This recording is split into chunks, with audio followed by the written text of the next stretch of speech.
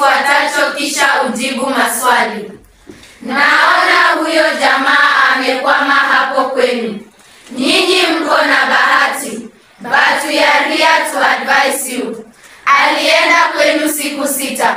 Kwetu he was there 6 days out of 7. Hakuna barabara hajui kwa jina. Hakuna soko hajui kwa jina. And he would memorize. We were very impressed. He would mention a road and he would go, hey.